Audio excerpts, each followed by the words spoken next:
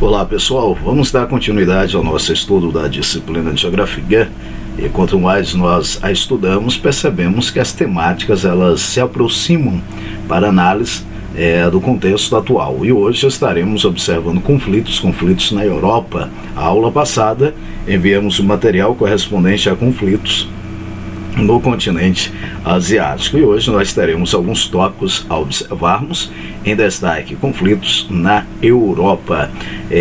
Esse estudo eu aconselho vocês a acompanharem com o material ao lado, e os parágrafos que fazermos aqui menção e lermos, comentarmos sobre eles, passam a serem os parágrafos que vocês deverão marcar aí no livro de vocês. Conflitos na Europa, um detalhe que chama a nossa atenção, olha só, século XXI. Os países europeus vivem enfrentando sucessivas crises econômicas e políticas, com a redução de investimentos em políticas sociais e o aumento das taxas de desemprego. Calma aí. O continente europeu, com um grande destaque para países com alto desenvolvimento econômico pelos processos iniciais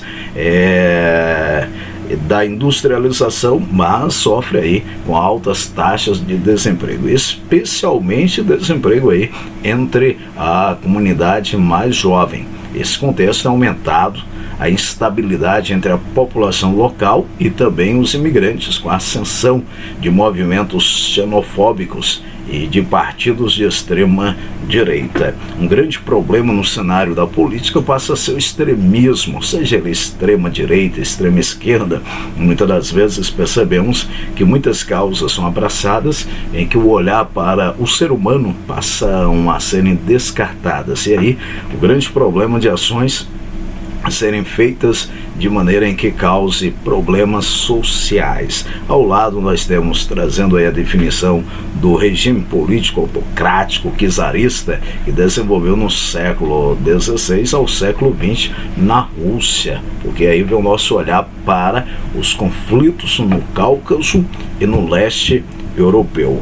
O Cáucaso é uma região montanhosa situada no leste do continente europeu, entre o Mar Cáspio e o Mar Negro, e considerada estratégica em razão da transição entre o continente asiático e o continente da Europa. E historicamente tem ocorrido nessa região diversos conflitos, como a luta da região da Chechênia por sua independência em relação à Rússia. A crise entre Chechênia e a Rússia teve início lá no século XVIII, no período czarista.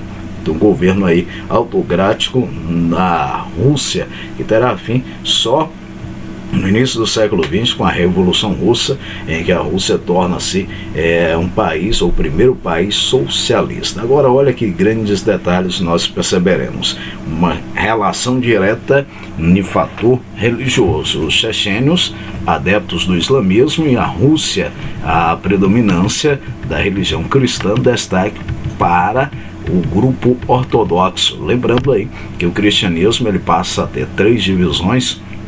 As três divisões do cristianismo passa a ser o catolicismo, o protestantismo. Nós conhecemos o nosso país como os evangélicos, e temos a igreja ortodoxa, que acabou sendo a igreja que desenvolveu o primeiro cisma, século XI, a primeira divisão da igreja católica, e cresceu mais no contexto do leste europeu, destaque aí para a Rússia em si.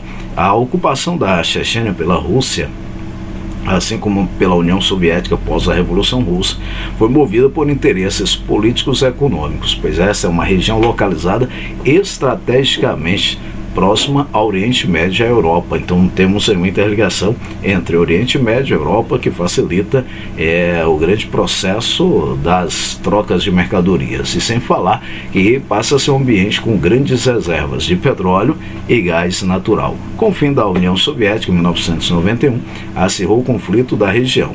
A Chechênia declarou sua independência da Rússia, que por sua vez não reconheceu tal declaração e passou a intervir militarmente na região. Em contrapartida, os chechênios passaram a cometer atentados terroristas, como o massacre de Beslan, que ocorreu em 2004, em que terroristas chechênios invadiram uma escola e fizeram reféns e assassinaram mais de 300 crianças na cidade de Beslan.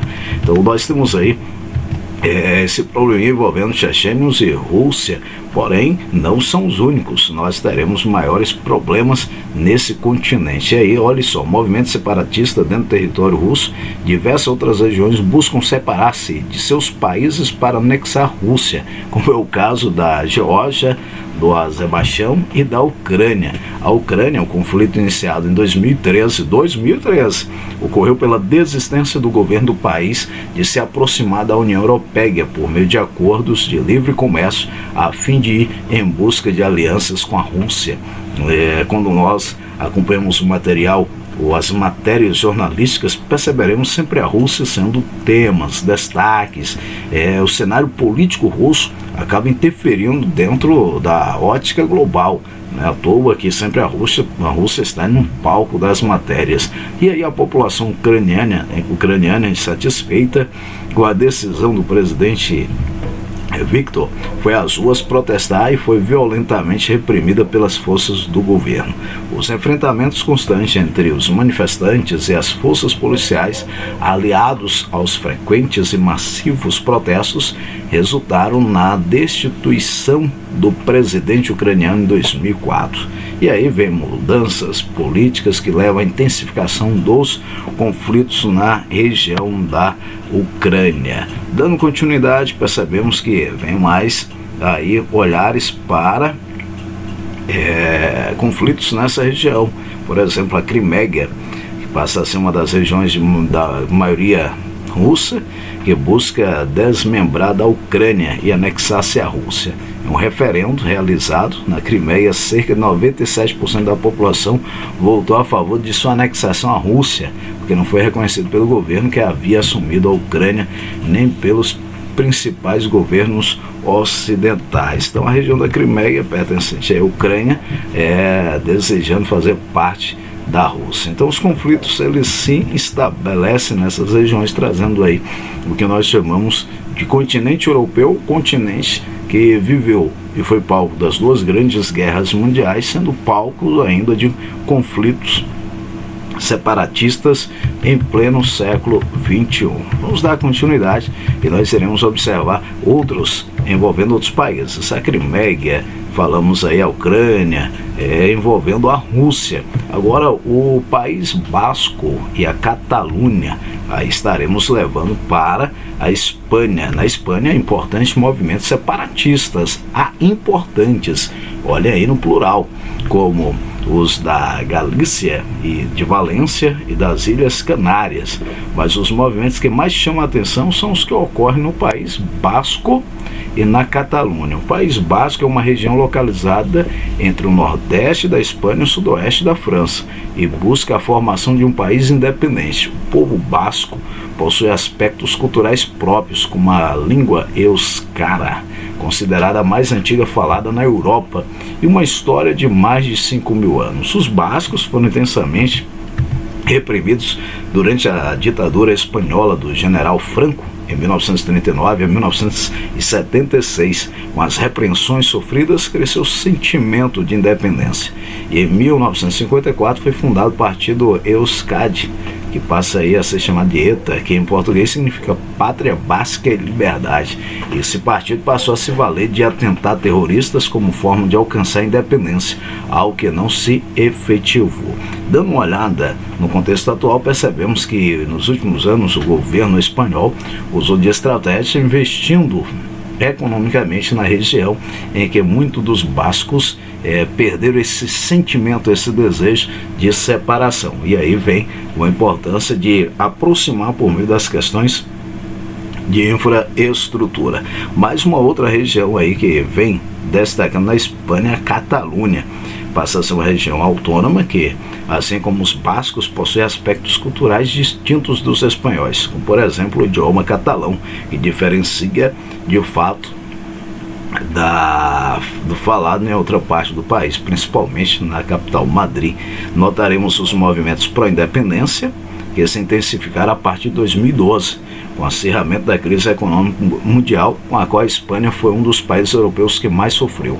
Em 2017, um plebiscito, que passa a ser uma consulta popular desenvolvida pelo governo da Catalunha, sobre a liderança de Charles Esse é um valor do governo central de Madrid, e a maioria da população local, 90%, votou pela independência da região, que logo foi aprovado pelo Parlamento da Catalunha. No entanto, a Espanha não aceitou a independência da região e adotou como medida a deposição e a solicitação de prisão de Charles, além do reforço de forças espanholas no território catalão. Notemos que aí traz para nós um ponto bem clássico no futebol: Barcelona e Madrid, Real de Madrid na capital Madrid, e Barcelona nessa região da Catalunha. Então passam a serem dois times e o grande clássico espanhol. E essa semana tem aí jogo, se eu não me engano, entre esses dois grandes times do mundo, que passaram a serem grandes modelos do mundo esportivo da atualidade, e passa a ter um envolvimento direto com a questão da geografia em si. Os movimentos separatistas da Irlanda do Norte e da Escócia. Irlanda do Norte e a Escócia são duas nações com a Inglaterra e o País de Gales, que formam aí o Reino Unido. Então, Irlanda do Norte, Escócia, Inglaterra e País de Gales. Esses quatro aí são chamados de maneira unificada Reino Unido. Porém, a Irlanda do Norte tem lá o conflito interno, se dá pelas diferenças religiosas. De um lado, os protestantes, nós chamamos aqui mais pelo termo os evangélicos, os crentes, que são a maioria e defendem a permanência no Reino Unido. De outro lado, os católicos, minoria que busca a separação do Reino Unido e a união com a República da Irlanda. Então nós temos a Irlanda, e a Irlanda do Norte faz parte do Reino Unido, juntamente com a Escócia, País de Gales, a Inglaterra. A Irlanda do Norte, nós iremos notar, grande parte da população protestante querem o país continue aí formando o Reino Unido. Já a minoria católica não querem essa unidade e, de fato, ter aí uma anexação à Irlanda. Agora notemos, por que os protestantes querem essa permanência no Reino Unido? Nós iremos notar, a igreja anglicana na Inglaterra prevalece, os protestantes prevalecem nessa região. A origem dos conflitos estão ligadas ao expansionismo da monarquia inglesa sobre a região no século XX e a manutenção do poder. Então nós temos aí essa manutenção e expansão no século XX. De outro lado, perceberemos mais siglas. A IRA, fundaram o Exército Republicano Irlandês. Em contrapartida, os nacionalistas irlandeses fundaram esse exército, que passou a lutar pela independência da Irlanda do Norte e pela reunificação com a República da Irlanda. Com o acordo de paz, o fim da luta armada entre o grupo armado IRA e o governo britânico, em 2005, católicos e protestantes aceitaram dividir o poder do governo da Irlanda do Norte, estabelecendo certa autonomia em relação ao Reino Unido. Na Escócia, o movimento separatista ganhou força nos últimos anos, mas sempre ocorreu de um modo pacífico. Em 2014, a população escocesa foi convocada via referendo a votar pela permanência no Reino Unido ou pela saída dele. Mesmo que o voto pela permanência tenha vencido, o sentimento pela separação tem se fortalecido, especialmente após a aprovação por parte da população do Reino Unido da saída da União Europeia em 2016. Lembrando aí as matérias que o Reino Unido não faz parte mais da União Europeia. Então saiu da União Europeia, não fazendo mais parte desse contexto.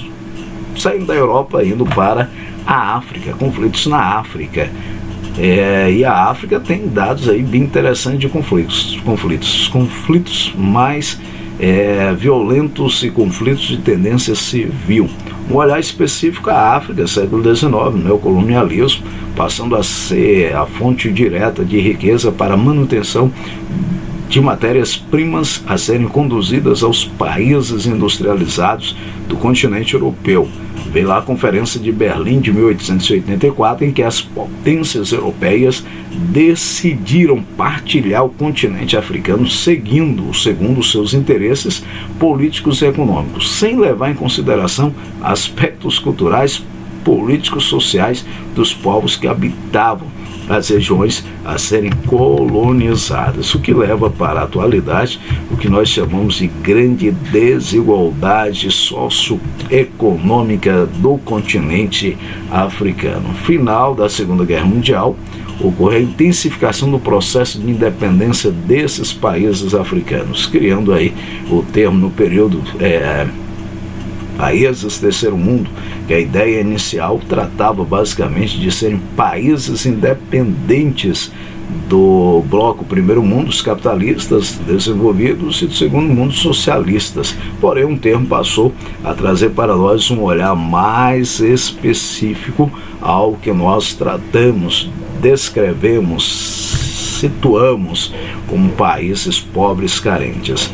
Notaremos que essas instabilidades socioeconômicas traz aí também, por meio da instabilidade étnica, vários conflitos dentre os países. E os conflitos vêm de origem étnica, como Ruanda, Senegal, Libéria, Congo, entre outros, e conflitos por disputas territoriais, resultando de um quebra-cabeça mal encaixado com os de Serra Leoa, Somália, Etiópia, no norte da África, região conhecida como África Branca ou África do Norte. Existem conflitos de origem religiosa, como os derivados do choque entre o islamismo e as religiões locais. Como resultado, milhões de africanos buscam refúgio, melhor condições de vida em outros países do mesmo continente ou, e exclusivamente, em especial, o continente europeu. É só dar uma olhada, basicamente, nos times e até nas seleções europeias, que perceberemos uma boa parte de origem africana. E falando da África, olha aí a Primavera Árabe, e notem, e essa descrição muitas das vezes aparece aí em processos de vestibulares. Primavera Árabe foi um conjunto de movimentos populares iniciados no final de 2010 na Tunísia, norte da África, e que se espalhou por diversos países dessa região e do Oriente Médio, com destaque para a Líbia, o Egito, nos quais houve a queda de governos totalitários, além de ir para a Argélia, Bahrein, Iêmen, Jordânia, Marrocos, Omã e Síria. Contrários aos governos autoritários locais e a crise econômica enfrentada pela população, milhares de pessoas, principalmente jovens, saíram às ruas reivindicando melhores políticas econômicas. O ponto inicial se deu quando um jovem tunisiano ateou fogo ao próprio corpo em protesto ao desemprego, à falta de proteção do Estado. Lembrando aí, Estado, no meio de outras palavras, letra maiúscula, o país, a Tunísia. A partir daí, os protestos se espalharam pela região e por países vizinhos. Então, a grande queixa tratava o desemprego e a falta de proteção do Estado. Então, Primavera Árabe, os movimentos populares contra governos totalitários. Primavera Árabe ocorre em países com sua composição étnica da população árabe e uma prevalência religiosa do islamismo. E os movimentos foram marcados por ampla participação pacífica, popular, organizada principalmente por jovens, por meio de redes sociais. Olha só, as redes sociais auxiliando a internet como forma de mobilização e organização para as manifestações. Em muitos protestos, a população foi duramente reprimida pelos governos locais. As revoltas derrubaram alguns governos ditatoriais que estavam há muito tempo no poder. Um exemplo aí, Zine El Abidine Ben Ali, no poder da Tunísia havia 23 anos. Olha, as redes sociais com grande poder aí, trazendo benefícios no cenário político. Já na Líbia, particularmente, ocorreu uma violenta guerra civil, com sangrentos confrontos entre as forças de governos e os rebeldes, apoiados por forças internacionais. Vem lá França, Estados Unidos, e termina com a morte do ditador.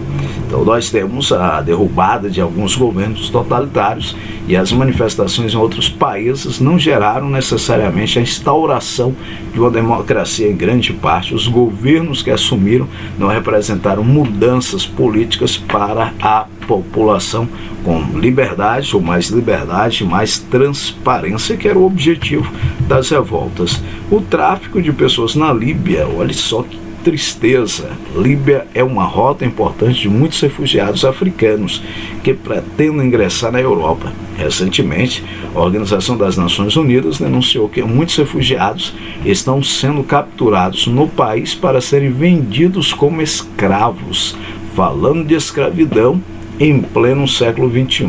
Muitas agências de comunicação divulgaram fotos e vídeos em que pessoas eram vendidas em leilões por cerca de R$2.000. Líbia, trazendo tristeza a uma das temáticas mais tristes do contexto global, a escravidão que ocorreu na Idade Antiga, na Idade Média, através da servidão, e na atualidade nós temos aí esse processo que no período da Idade Moderna, também na Idade Contemporânea. Que tristeza.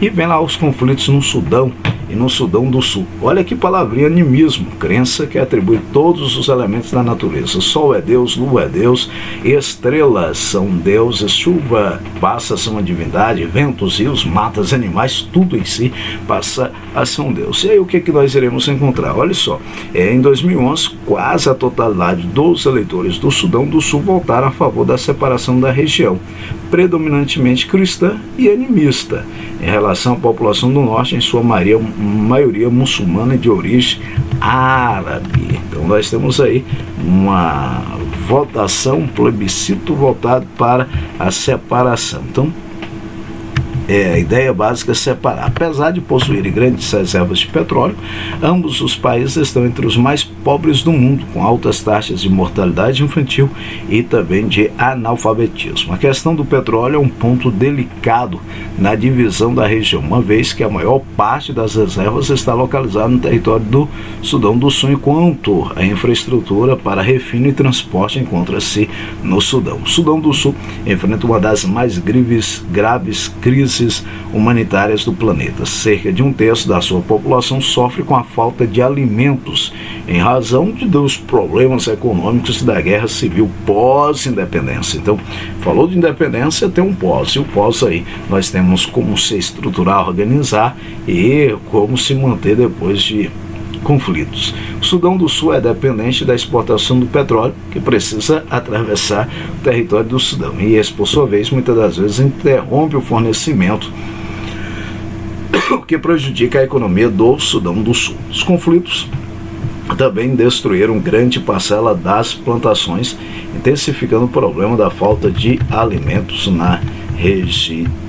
Então, Sudão do Sul, grande problema. Falou da África, um dos conflitos que mais chama a atenção ocorre aí na África do Sul, um conflito basicamente na questão racial, étnica, o apartheid, e a África do Sul, ex-colônia britânica e reconhecida atualmente como um país emergente. Lembrem-se do BRICS: Brasil, Rússia, Índia, China e África do Sul. É considerado país de destaque econômico do continente africano. O século XX foi marcado pelo apartheid, que passa a ser uma política de separação racial, ou seja, quando nós olhamos para o apartheid, nós iremos observar que trata de segregação racial ou étnica. De um lado nós temos os negros, de outro lado os brancos. O acesso a espaços ocupados aos brancos eram proibidos aos negros. Traz a ideia de superioridade racial ligada à dominação, à posse de terras, à posse de riquezas, ao histórico de escravidão, trazendo um olhar de inferioridade. E lembrando que na África do Sul vem lá o apartheid na década de 1950 e focada aí oficialmente passa a ter a resistência e o seu fim em 1994, olha só, 1994, que passa a ter o seu fim oficial. E o grande destaque passou a ser o grande nome Nelson Mandela, que ficou preso há 28 anos, de 62 a 90, ele candidata e assumiu o poder em 1994. Posteriormente, a Mandela foi condecorado com o Prêmio Nobel da Paz. Então, 28 anos de prisão, e o apartheid passa a ser aí uma das temáticas que não deixamos de comentá-la e falá-la sobre essa segregação étnica. De outro lado, vem na Somália conflitos, ela que está localizada na região do Chifre da África, também conhecida como Nordeste Africano, considerada uma das áreas mais problemáticas do continente, com instabilidade política, elevados índices de pobreza e fome, algo que nós iremos observar no contexto dos países africanos. Se lembrando que a maior parte dos conflitos desses países se associam de fato ao fator determinante descrito por limites artificiais, em que os colonizadores misturaram essas etnias diferentes dentro de uma mesma região. Vem lá, República Democrática do Congo, Nigéria, que sofre com esses processos de conflitos com elevados índices de violência. Saindo da África, vamos dar uma olhada na América. E quando nós falamos na América há conflito?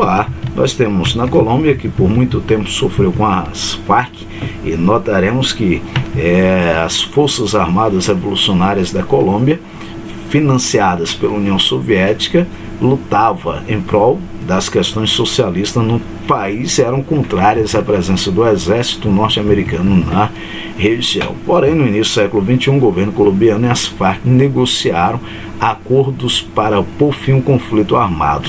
O acordo de paz entre governo e guerrilheiros foi estabelecido em 2017 com a entrega das armas pelas Farc e a transformação do grupo em partido político. Então, deixou de ser um grupo guerrilheiro para tornar-se um partido político na Colômbia. Dá uma estabilidade, o que era basicamente uma estabilidade global nas regiões. Já o conflito de Chiapas, nós notaremos que no México, entre o governo e o Exército Separatista de Liberação Nacional, há o desenvolvimento desse conflito que tem sua origem em 1994, com a assinatura de Acordo de Livre Comércio das Américas, a ALCA, quando agricultores indígenas declararam autonomia da região de Chiapas em relação ao México. O grupo busca maior autonomia e identificação da cultura indígena, além de ser contrário ao movimento neoliberal instaurado no país. Eles queriam fortalecer a cultura indígena local e estabelecer uma organização de sociedade baseada na coletividade das propriedades, da produção e das decisões políticas. O movimento durou 2 semanas e foi derrotado pelo governo central. Olha o México aí, nesse contexto também, dessas ações e armações no cenário dos conflitos. Então o continente americano entra nesse cenário também dos conflitos. Turminha, fechando mais um capítulo de estudo, leiam bastante com calma esse capítulo, que são muitas informações e essa temática ela voltará com um novo olhar quando vocês estiverem lá no 3º ano. Forte abraço!